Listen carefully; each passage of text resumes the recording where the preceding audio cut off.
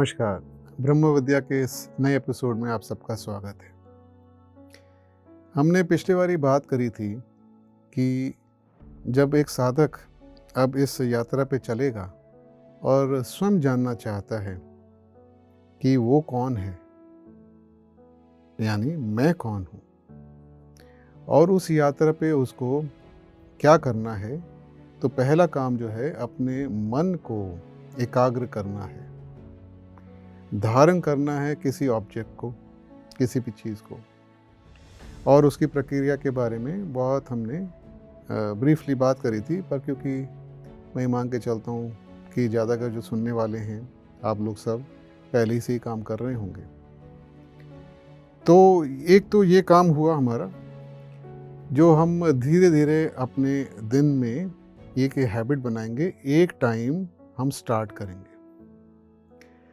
जिस जगह पे हम कर रहे हैं वहाँ की हमारी जब हैबिट बनेगी, आदत बनेगी, तो हमारा मन और शरीर को आदत पड़ जाएगी आसानी से उस प्रक्रिया के अंदर ढलने की। जब हम एक टाइम पे करना आसानी से कर जाएं और धीरे धीरे टाइम बढ़ाना चालू कर दें, तब अगर अब पॉसिबल हो, मुमकिन हो, तो हम इसको 2 बारी कर देना चाहिए, सुबह शाम।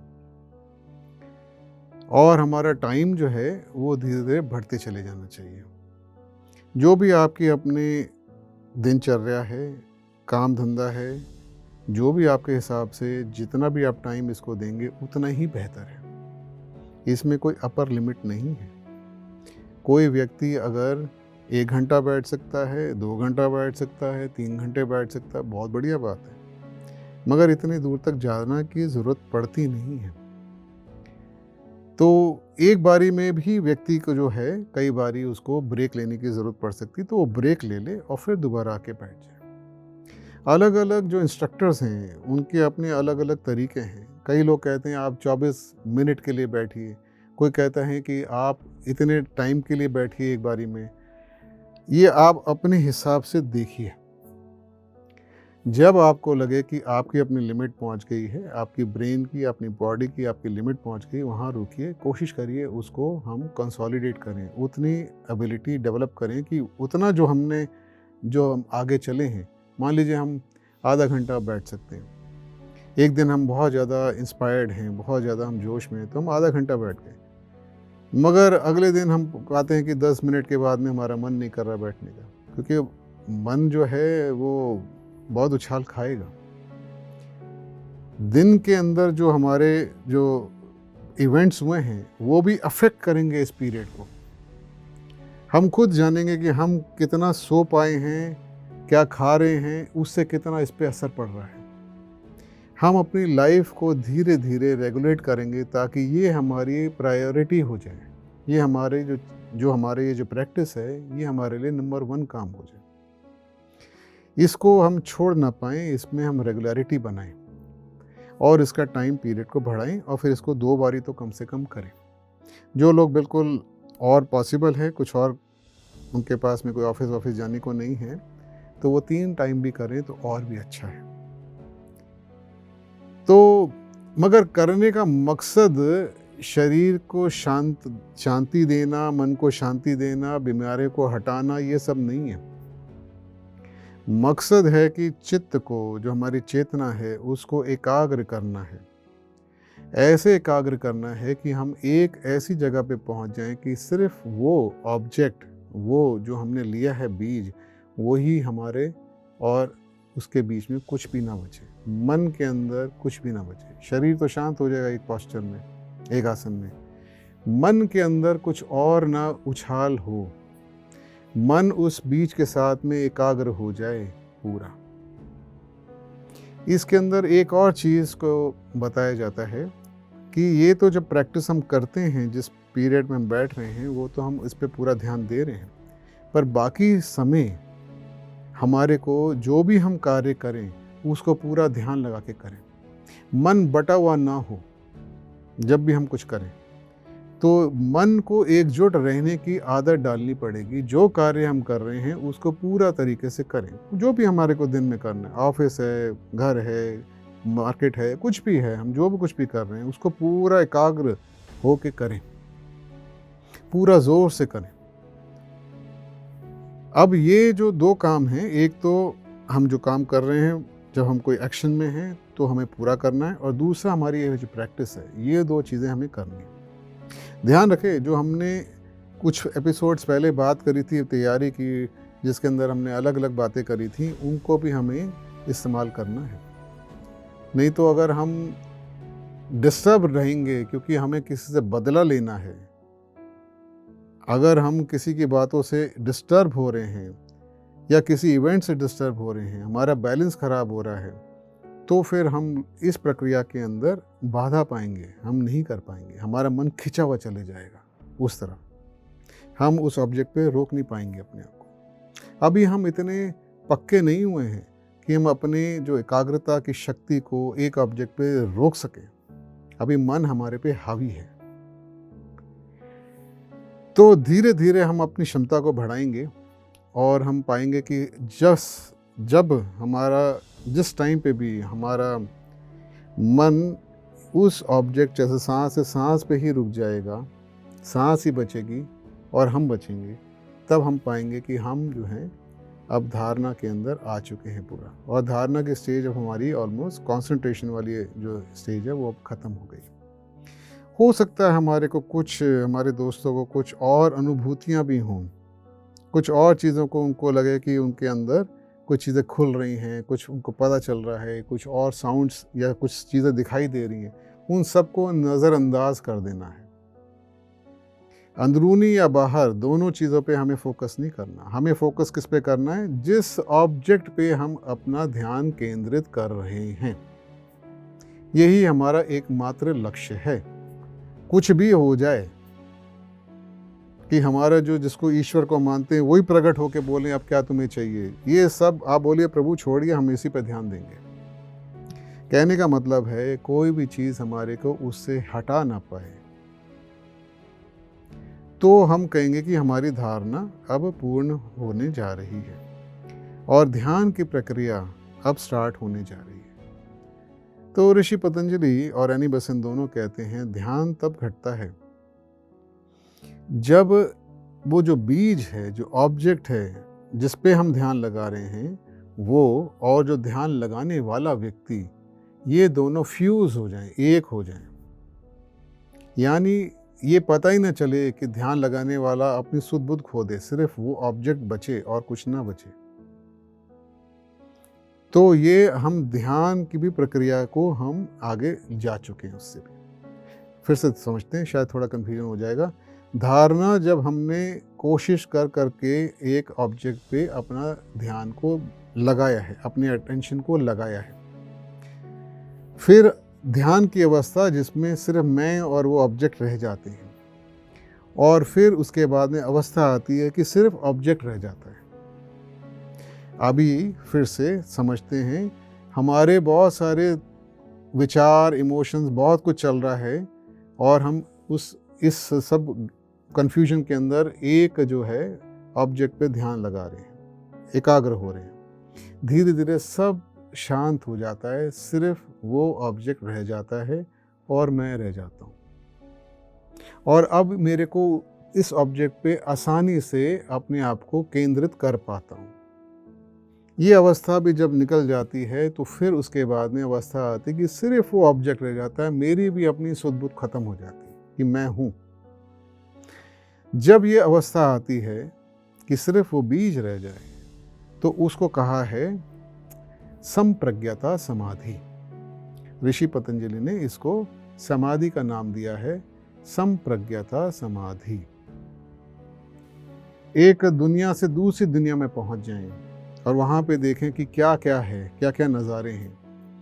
तो वो नज़ारे जब आएंगे, वो जब दुनिया खुलेगी, वो तल के जो हमारे इवेंट्स आएंगे, वहाँ की भी जो ऑब्जेक्ट्स हैं, वहाँ की भी जो एक्शंस हैं, एक्टिविटीज़ हैं, उनको भी समझना पड़ेगा। इसलिए वहाँ पे गुरु का सहारा चाहिए होता है।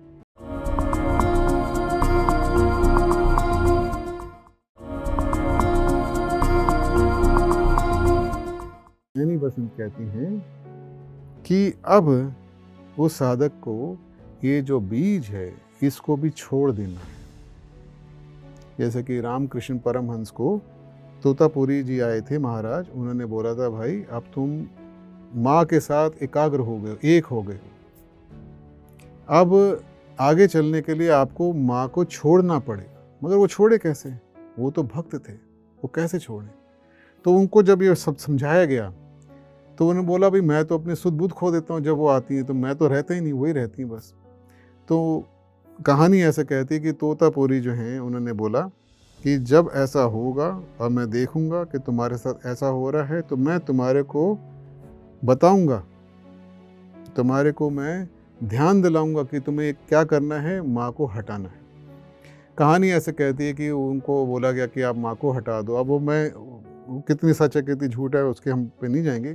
कहने का मकसद ये था कि जैसे ही वो बीज को हम हटाते हैं और अपना जो हमारा पूरा का पूरा जो ध्यान है वो केंद्रित होता है उस जगह पे जहाँ पे वो बीज था, अब बीज नहीं रह गया, खाली है वो जगह, तो इस अवस्था को बोला गया है असंप्रज्ञाता समाधि। यानी अब हम उस दरवाजे पे खड़े हो गए हैं, उस जगह पे खड़े हो गए हैं जहाँ से अब दरवाज़ा खुलेगा और हम अगले तल पे पहुँचेंगे। इसको शैव्य जो सिस्टम है उसके अंदर कहा गया है लय सेंटर, उस बिंदु पे पहुँचे, उस जगह पे पहुँचे हैं जहाँ से हमारे को अगले तल की एंट्री मिलेगी और यहाँ तक ही हम एफ़र्ट लगा सकते हैं, इसके बाद में हमारा एफ़र्ट नहीं लग सकता फिर, क्योंकि अब जो होगा वो अपने आप होगा, स्वतः होगा और हमारी चेतना जो है हमारे शरीर और मन से अलग होके उस अगले तल पे पहुंच जाएगी, जिसको हमने बोला है कारण शरीर वाला तल। तो अब जो है समाधि हो गई और व्यक्ति का नया जन्म हुआ है दूसरे तल के ऊपर, जो उसकी अब जो चेतना है वो वहाँ पे खिली है, खुली है।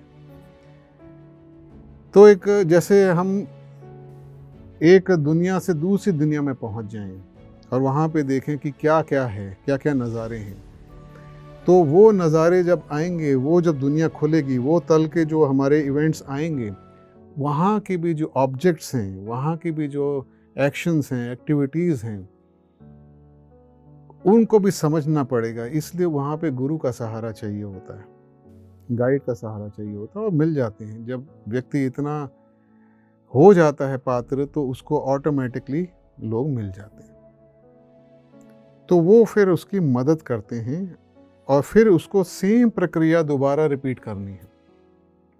यही वाली प्रक्रिया अब उस तल पे भी रिपीट होगी। अब सिर्फ फ़र्क यह है कि ऑब्जेक्ट जो बीज होगा वो उस तल का लिया जाएगा, उस तल का वो जो बीज लेके फिर दोबारा ये धारणा ध्यान यानी फिर एकाग्रता करनी पड़ेगी चेतना को और फिर इसको रिपीट करा जाएगा। जब रिपीट करा जाएगा और समाधि दोबारा घटित होगी तो फिर वो हायर मेंटल प्लेन उस लोक से कारण शरीर के लोक से फिर वो बुद्धिक लोक में एंट्री करेगा। सेम प्रक्रिया होगी। जैसे कि मान लीजिए एक कमरे के अंदर हम हैं, यही हमारा जगत है, इसके हम आगे नहीं जा पा रहे, एक दरवाज़ा है, हम दरवाजे तक पहुंचने के लिए हमारा जो फर्नीचर है, बहुत सारी चीज़ें जो घूम रही हैं, इनको हम सेटल कर देते हैं और सिर्फ हमारा ध्यान अब उस केंद्र पर हो जाता है जहाँ पे वो दरवाज़ा है और वहाँ तक हम पहुँच जाते हैं। फिर वो दरवाज़ा खुलता है और हम एक दूसरे कमरे में आ जाते हैं। अब इस दूसरे कमरे को हमने बोला है हायर मेंटल प्लेन का, जो हमारा कारण शरीर का तल है। फिर उस कमरे से फिर हम एक और कमरे में जाएंगे, उसको हमने कहा है बुद्धिक तल। फिर उसके बाद एक और कमरे में जाएंगे, प्रक्रिया सेम रहेगी और वहाँ पे हमने कहा है आत्मिक तल। उसके बाद में जो आखिरी तल है जहाँ पहुँचना है वो है जीवन मुक्ति वाला तल, जिसको हमने बोला है अनुपादक तल, जहाँ पे हमारे अपनी जो आत्मा है, जहाँ से हम चले थे इस मनुष्य को बनते हुए, वो वहाँ है और हमारी जो जर्नी है, हमारी यात्रा जो है मनुष्य की, वो कंप्लीट हो जाएगी। हम आत्मविद्या को प्राप्त होंगे और इन तलों से निकलते निकलते हमारे जो है बहुत सारे एक्सपीरियंसेस होंगे। हम अपने पुराने जन्मों को भी जानेंगे, हम दूसरों के साथ में हमारी चेतना जुड़ भी जाएगी, हम उनके विचारों को भी जान जाएंगे। हमारे नाना प्रकार के जो एक्सपीरियंसेस होंगे वो सब घटित होंगे और जो हमारे वहाँ पे जो वहाँ ऑलरेडी पहुँचे हुए व्यक्ति हैं वो हमारे को गाइड करेंगे, जैसे भी वो गाइड करेंगे। तो वो गाइडेंस के साथ में हम आगे चलेंगे और ये संक्षिप्त में हमारा कार्य है। ये जो समाधि की जो अब तक हमने जो बात करी है, यही हमारा जो प्रोसेस है सेम टू सेम रहेगा, बस समझने की बात है और चलने की बात है। तो ये अब हमारे को थियोसॉफी में हमारे को एक चीज़ और बताई गई है कि जो जीवन मुक्त हैं व्यक्ति, ऐसे उनका एक ग्रुप है, हम कहेंगे संघ है। वो संघ जो है वो इस दुनिया के अंदर सारे जीवों को गाइड करता है। इसको हमने अंग्रेजी में थियोसॉफी में कहा है ग्रेट वाइट ब्रदरहुड। इस ब्रदरहुड के अंदर जो जो कहने को तो मनुष्य हैं, पर हम उनको कहेंगे जो वहाँ पे जो बीइंग्स हैं, जो इतने पहुँचे हुए महात्मा हैं, उन महात्माओं में से 2 महात्माओं ने थियोसॉफिकल सोसाइटी को चालू करने के लिए गाइड करा था। थियोसॉफिकल फाउंडर्स को, जो हमारी सोसाइटी के फाउंडर्स हैं थियोसॉफी के, उनको गाइड करा था। और उनमें से मैडम, और दोनों के दोनों चेले थे, उनके डिसाइपल थे। तो क्योंकि मैडम ब्लेवात्स्की का बहुत हाई लेवल था आध्यात्मिक, वो इन सब तलों को करीबन पार कर चुकी थी, तो वो बहुत कुछ जानती थी और वो बहुत कुछ दिखाती भी थी, बताती भी थी। इसलिए जो सोसाइटी है ऑलमोस्ट अब 150 साल होने वाले हैं और पूरे दुनिया में अलग अलग सेंटर्स में फैली हुई है, देशों में फैली हुई है। तो ये जो ग्रेट वाइट ब्रदरहुड, जो ये संघ है, ये हमेशा तलाश में रहते हैं उन लोगों के जो ये प्रक्रिया को करना चाह रहे हैं सीरियसली, और उनको गाइड करते हैं। जब, जैसे मैंने कहा, जब हम पात्र हो जाएंगे तो हमारे को वो टाइप के गाइड्स मिल जाएंगे, क्योंकि वो तो बैठे हुए हैं ऐसे देश में कि कोई आए और हम उसको हेल्प करें, वो और आगे विकसित हो और औरों को भी मदद करें विकसित होने की। तो थियोसॉफिकल सोसाइटी के अंदर हमारा ऐसा मानना है कि जो थियोसॉफिकल लिटरेचर है, जिसकी हमने अभी तक बात करी पूरी, जो ब्रह्म विद्या, आत्मविद्या, जो हमने बात करी है, बहुत संक्षिप्त में ब्रीफली बात करी है, इसके माध्यम से हम अपनी ज़िंदगी को, अपनी लाइफ को हम अपने हाथ में लेकर और चल सकते हैं, और हमारा जो टारगेट है इसको हम पहचान सकते हैं और इसको हम अचीव कर सकते हैं। ऐसा कुछ नहीं है जो हम नहीं कर सकते हैं इस अंतर यात्रा में।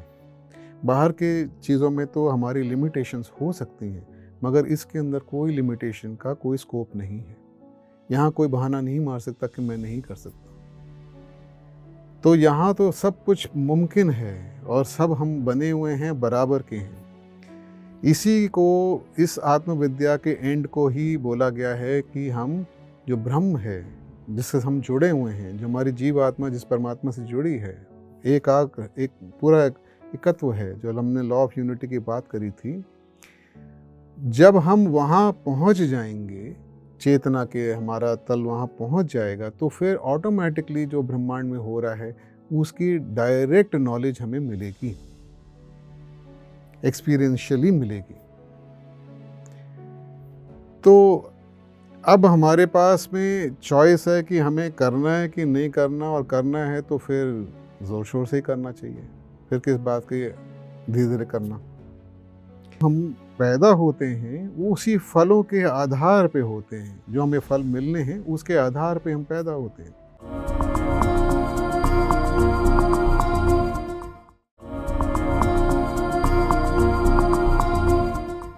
दोस्तों, हम ये ब्रह्म विद्या का जो ये प्रोग्राम है, इसको हम कह सकते हैं अब हम समाप्त करेंगे, क्योंकि जो जो हमें बताया जा सकता था इस टॉपिक से रिलेटेड, वो मोटा सारा हमने कवर कर लिया है।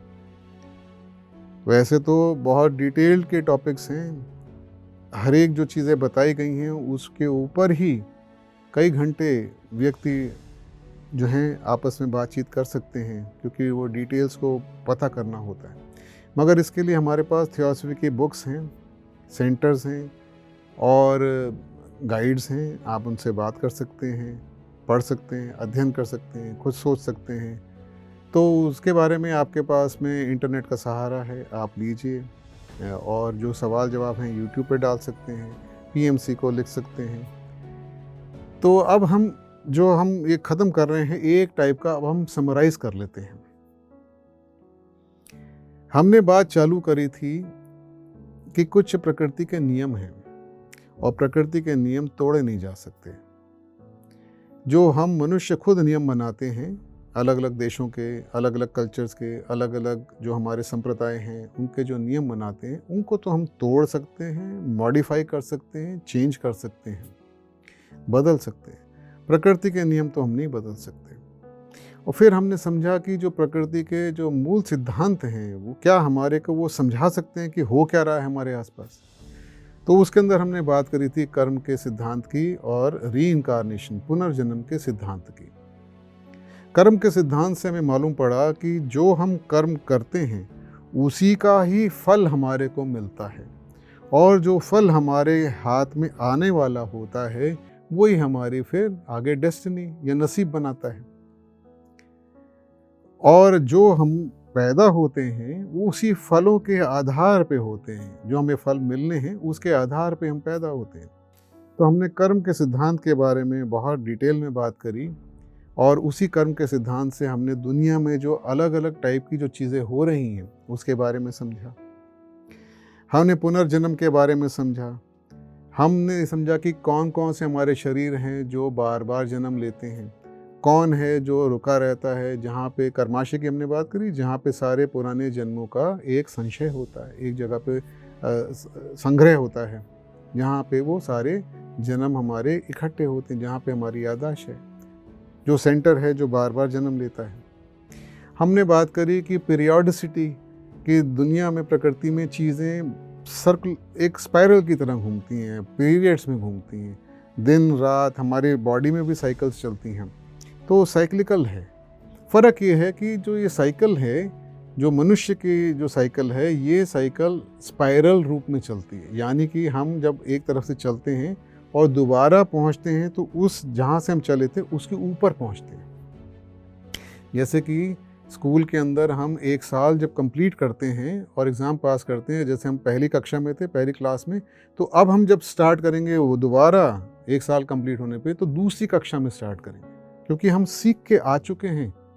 वो जो एक्सपीरियंस हमने गैदर करा है, जिससे हमने सीख लिया, अब हम उससे ऊपर वाले तल से दोबारा वो साइकिल को करेंगे। तो कर्म का सिद्धांत, पुनर्जन्म का सिद्धांत, पीरियोडिसिटी का सिद्धांत हमने समझा। बाहरी जगत के अंदर हमारी जो ये सृष्टि होती है, फिर प्रलय होता है, फिर सृष्टि होती है, फिर प्रलय होता है। दिन होता है जिसमें हम सीखते हैं, काम करते हैं, रात होती है, विश्राम करते हैं, अगले दिन में फिर वहीं से चालू करते हैं जो हमने पिछले दिनों में हमने जो पकड़ा है, जो हमने जो भी अच्छा बुरा जो भी काम करा वहीं से चालू करते हैं। तो ये सिद्धांत पीरियोडिसिटी का चलता है। फिर हमने देखे दो और सिद्धांत की बात करी थी, एक था यूनिटी और एक था एवोल्यूशन। हम सब चेतना के लेवल पे जुड़े हुए हैं। जैसे करंट है, करंट पूरे मकान के अंदर वही है, दूसरे मकानों में भी वही है, सब वही करंट आ रहा है, मगर जैसे ही वो एक ट्यूबलाइट में आता है और वो उस ट्यूबलाइट में फंस जाता है तो ऐसा लगता है कि वो ट्यूबलाइट का करंट हो गया सिर्फ, मगर पीछे से तो वो जुड़ा हुआ है। हम सब जुड़े हुए हैं, मगर हम ये नहीं जानते कि हम जुड़े हुए हैं, क्योंकि हमारी जो चेतना है वो अभी शरीरों में फंसी पड़ी है। और जब हम एवोल्यूशन की बात करी तो हमारे ये प्रकृति है, इसके अंदर एक नियम है कि हमारा विकास हो रहा है, हम लोग धीरे धीरे धीरे बेहतर होते जा रहे हैं। मगर मनुष्य एक ऐसा प्राणी है जिसके पास में ये क्षमता है कि अपने विकास की दर को, अपने विकास की रेट को वो तेज़ कर सके, एक्सेलरेट कर सके।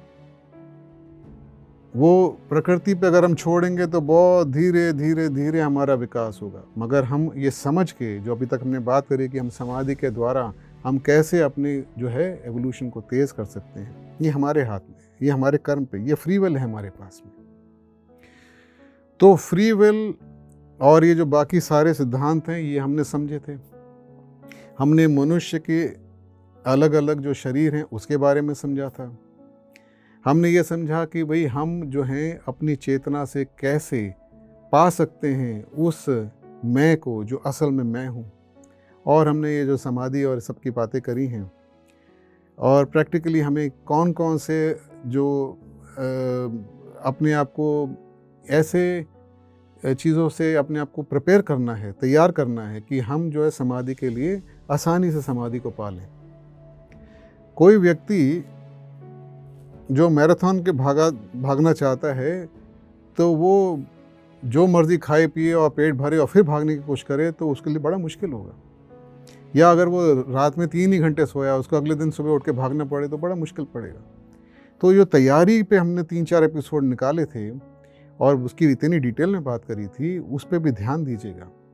और फिर हमें प्रैक्टिस करनी है एकाग्र अपने मन को करने की, और फिर जो अलग-अलग एक्सपीरियंसेस होंगे, अलग-अलग तलों पे जाने की जो हमें तैयारी करनी है, वो सिर्फ मेहनत करने से आएगी।